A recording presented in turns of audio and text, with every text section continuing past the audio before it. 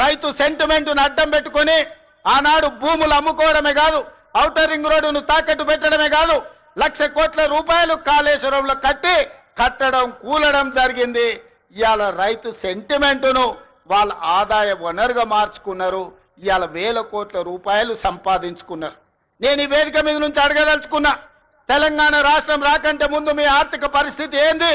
ఇవాళ మోయినాబాద్లో హరీష్ రావుకు ఫామ్ హౌస్ ఎట్లొచ్చింది, జన్వాడలో కేకేఆర్కు ఫామ్ హౌస్ ఎట్లొచ్చింది, గజ్వేల్ ఎర్రవల్లిలో కేసీఆర్కు 100 ఎకరాల ఫామ్ హౌజులు ఎట్లొచ్చినాయి, ఇవాళ టీవీలు ఎట్లొచ్చినాయి, పేపర్లు ఎట్లొచ్చినాయి, 1,000 కోట్ల రూపాయల పెట్టుబడులు మీకెట్లొచ్చినాయి?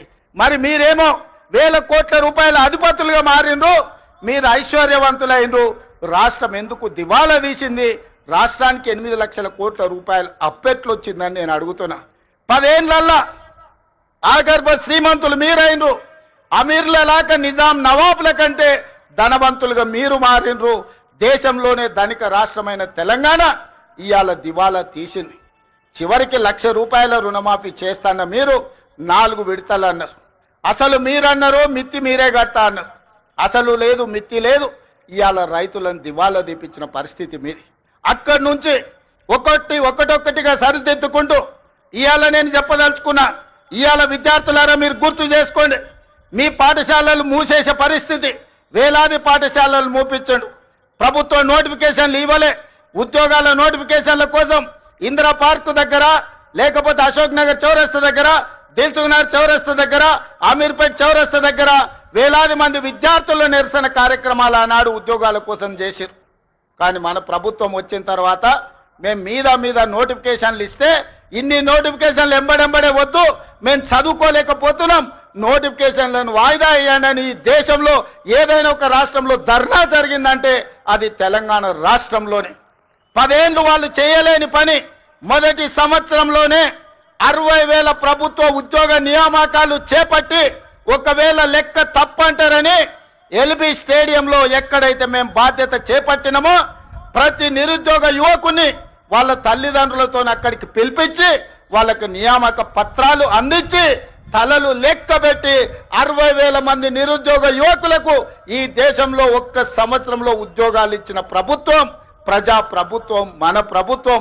నేను ధైర్యంగా చెబుతున్నా, లెక్క పెట్టుకుంటా అంటే తారీఖు చెప్పు, 60,000 మందిని లైన్ గా ఇదే సచివాలయం ముందల నిలబెట్టి ప్రతి తల లెక్క కట్టి 60,000 ఉద్యోగాలు ఇచ్చినట్టు నేను నిరూపిస్తా. చంద్రశేఖర్ రావు, 10 ఏళ్లలో నువ్వు ఎన్ని ఇచ్చినావో ప్రజలకు ఒకసారి సమాధానం చెప్పు అని నేను అడుగుతున్నా. అదేవిధంగా ఇవాళ రైతులకు సంబంధించి రైతు రుణమాఫీ కావచ్చు, రైతు భరోసా కావచ్చు, రైతు గిట్టుబాటు ధర కావచ్చు, రైతులకు 500 రూపాయల బోనస్ కావచ్చు, రైతులకు ఉచిత కరెంటు కావచ్చు, రైతులకు స్ప్రింక్లర్స్ కావచ్చు, రైతులకు డ్రిప్ కావచ్చు, గిరిజన రైతాంగానికి సోలార్ గిరి వికాసంలో సోలార్ పంపు సెట్లు కావచ్చు. దేని మీద నువ్వు చర్చ చేస్తావు? వీటన్నిటిని కలిపి ఈ రోజు సివిల్ సప్లైస్ కార్పొరేషన్ నుంచి రైతులు పండించిన పంటను కొనుగోలు విషయంలో కావచ్చు 18 నెలల్లో 1,04,000 కోట్ల రూపాయలు కేవలం రైతుల మీదనే ఖర్చు పెట్టిన రైతు ప్రభుత్వం, రైతు రాజ్యం, రైతును రాజును చేసిన రాజ్యం మాది, వ్యవసాయాన్ని పండుగ చేసిన ప్రజా పాలన మాది. చర్చ చేయడానికి నువ్వు సిద్ధంగా ఉన్నవా చంద్రశేఖర్ రావు గారు అని నేను అడుగుతూ నీ వేదిక మీద నుంచి. మీరు కాళేశ్వరం ముసుగులో 1,00,000 కోట్ల రూపాయలు మీరు కొల్లగొడితే 18 నెలల్లో 1,04,000 కోట్ల రూపాయలు రైతాంగానికి అందించి రైతులను ఆదుకున్న చరిత్ర మాది. వ్యవసాయం అంటే 10 మందికి సాయం, రైతును రాజును చేయాలి, వ్యవసాయాన్ని పండుగ చేయాలన్న ఒక ఉక్కు సంకల్పంతో ఎన్ని కష్టాలు వచ్చినా ఎంతమంది తిట్టినా తిట్లన్నిటిని ఓర్చుకొని ఇవాళ ఈ ప్రజా ప్రభుత్వాన్ని ముందుకు తీసుకెళ్తున్న మిత్రులారా, ఇవాళ మహిళల విషయంలో మీరు చూడండి, ఆర్టీసీలో ఉచిత ప్రయాణం కావచ్చు, ఆడబిడ్డలకు పెట్రోల్ బంకుల నిర్వహణ కావచ్చు, ఆడబిడ్డలకు సోలార్ బిజినెస్ కావచ్చు, అదానీ అంబానీలతో పోటీ పడే విధంగా ఇవాళ 1000 మెగావాట్ల సోలారు విద్యుత్ ఉత్పత్తి సామర్థ్యాన్ని విద్యుత్ శాఖతో ఒప్పందం చేపించి 1 కోటి మంది మహిళల్ని కోటీశ్వరులను చెయ్యాలని ఉక్కు సంకల్పంతో ఇవాళ మేము ముందుకు వెళ్తున్నాం. ఇవాళ ఆడబిడ్డలకు ఒక్క సంవత్సరంలో 21,000 కోట్ల రూపాయలు జీరో వడ్డీతోని ఇవాళ ఆడబిడ్డలను ఆదుకున్నాం.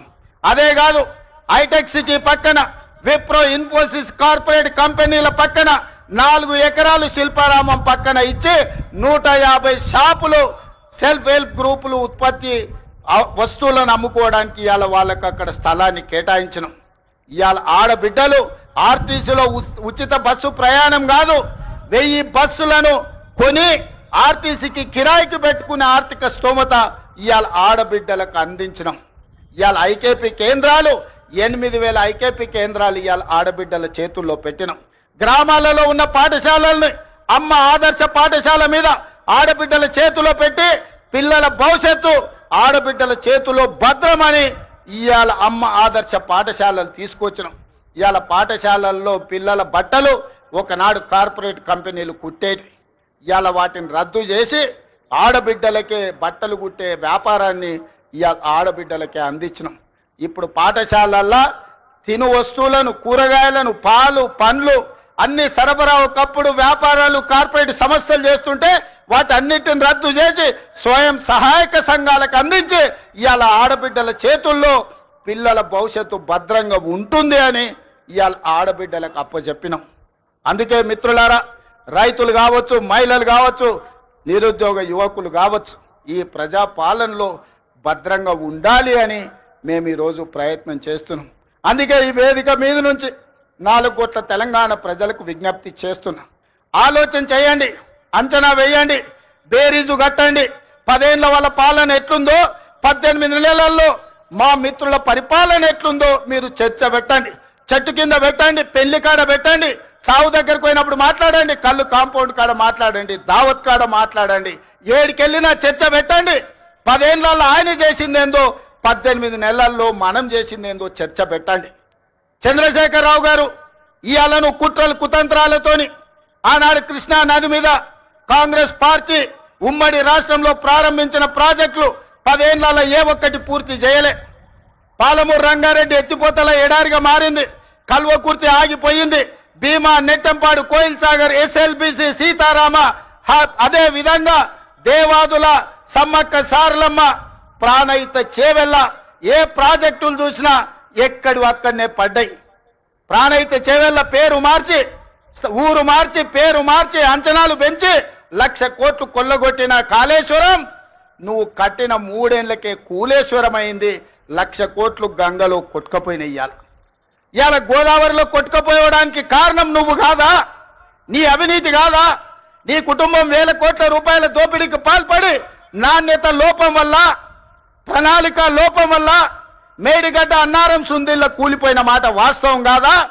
ఈ ప్రాజెక్టులు కూలిపోయినందుకు నిన్ను ఆ చిన్న కాళేశ్వరంలోనే ఉరి తీసినా తప్పు లేదని అక్కడి రైతాంగం అంటున్న మాట నిజం కాదా?